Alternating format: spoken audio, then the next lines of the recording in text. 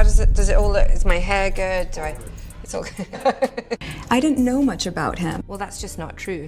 I'm not sure exactly what the outcome will be, but definitely. You know how some stories just sit silently in the dark for years? Like a low rumble of thunder you can hear far away but never see, and then suddenly, boom, the whole sky cracks open? That's exactly what happened the moment Ghislaine Maxwell, locked behind prison walls with nothing but time and secrets, finally started talking, and the name she whispered, oh, it was the last one anybody expected. Meghan Markle. Not as some distant celebrity, not as some random bystander, but as someone who, according to Maxwell herself, was much closer to that world, the Epstein world, than people could ever imagine. For years, everyone believed Meghan's story began the magical day she met Prince Harry in 2016. Cute couple, fairy tale romance, all of that. But Maxwell's revelations, they hint at something so much deeper, older, and honestly, more unsettling. A whole maze of erased testimony, hidden encounters, and a past that someone clearly wanted wiped clean with the strongest black marker on Earth. This isn't wild internet gossip. This is the part of the story that was locked away, stamped, classified, and pushed into vaults where nobody was ever supposed to look. And to understand Meghan's sudden dramatic rise, her unexpected leap into the royal universe, and why her name even appears close to one of the darkest scandals involving the world's most powerful men,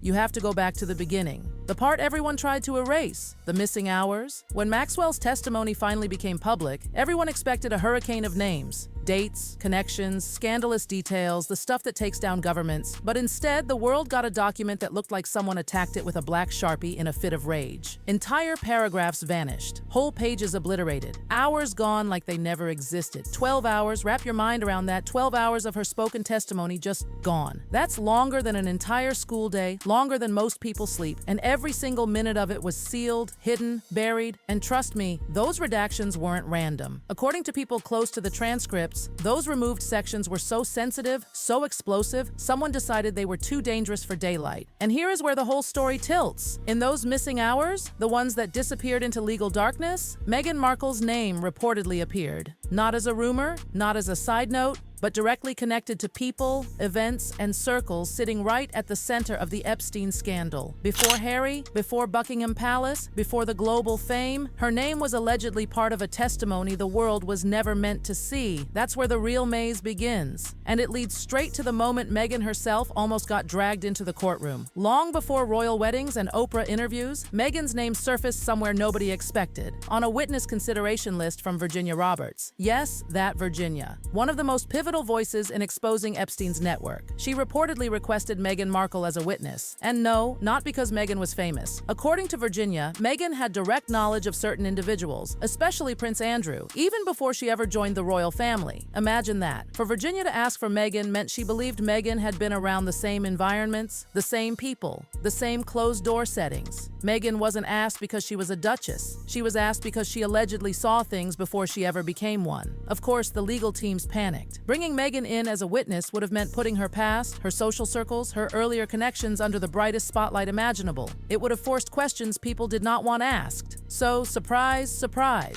that door was slammed shut before it ever opened. But that's nothing compared to what came next. Behind bars, Ghislaine Maxwell made another claim, one that shocked even the investigators familiar with the darkest corners of the case. She said Meghan wasn't always known as Meghan. According to Maxwell, in her younger days, Meghan used to go by the name Flower, not as a stage name, not as a cute Hollywood nickname, but as an alias. One whispered in certain adult-oriented social circles linked to the same ecosystem Epstein and Maxwell moved through. According to Maxwell, she didn't just know of Meghan. She knew her, not in the polite celebrity-to-celebrity way, but in a way that hinted they'd existed in overlapping worlds long before Meghan ever stepped near royalty. The nickname Flower wasn't used on movie sets. It appeared on guest lists, backstage, in quiet lounges, and hushed private gatherings. This wasn't glamorous Hollywood. This was the shadowy side of luxury, the world behind velvet curtains where powerful men, young women, and silent deals all mixed together.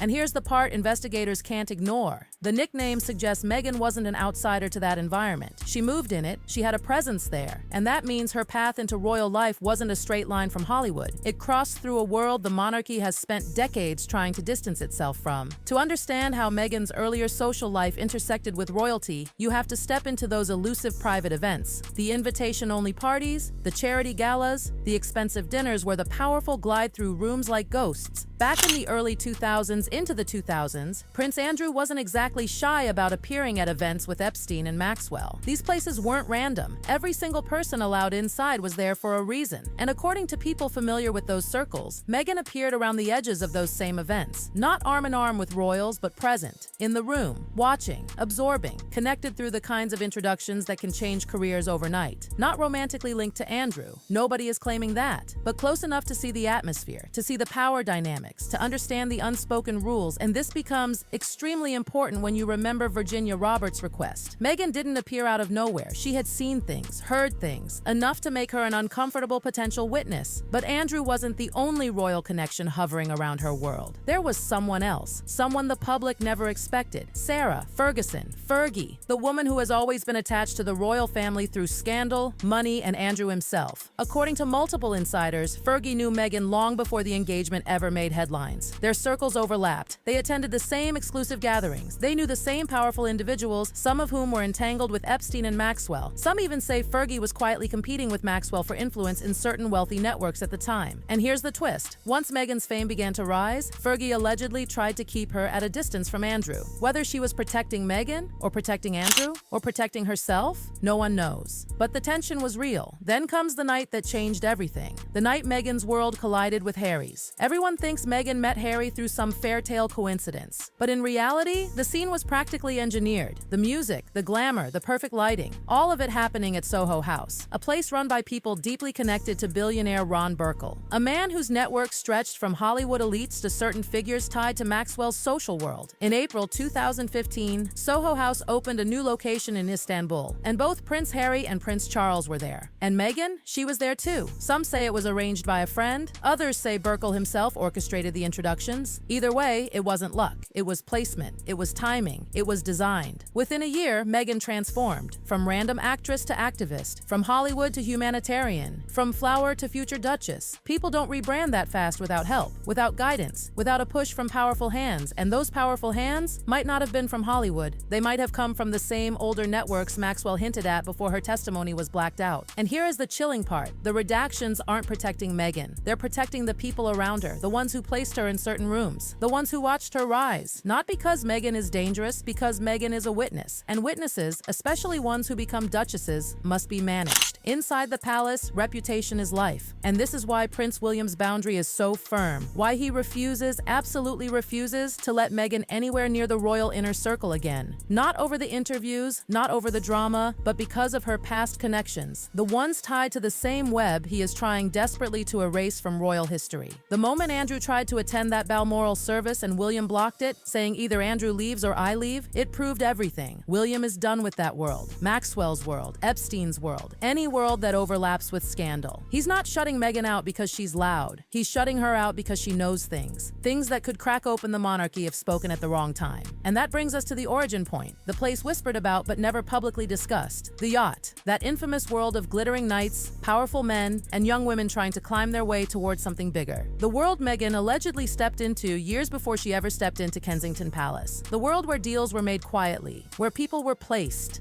where a young woman named Flower unknowingly walked into a future she never saw coming. From that night onward, the powerful saw her, remembered her, moved her through circles she didn't even know she was being moved through. So when she finally met Harry, she didn't come as a stranger. She came as someone who had already seen the world he'd spent his life being protected from. And that is why the files are redacted. That is why Virginia wanted her as a witness. That is why Maxwell's whispers send shockwaves even now. Because Meghan Markle is not dangerous for her choices. She's dangerous for what she knows. And as the voices from prison, courtrooms, and sealed files start speaking louder, the storm from that yacht night, it's coming back. And this time, the world might finally hear the part that was never meant to be heard. And the scariest part of all of this? The silence. The very deliberate, very strategic silence that follows Meghan everywhere now. Because when someone rises the way she did, when someone moves from quiet back rooms to royal corridors in record time, there are always people watching. People who want to keep her close, and people who desperately want to keep her quiet. It's why every time Meghan's past even slightly resurfaces,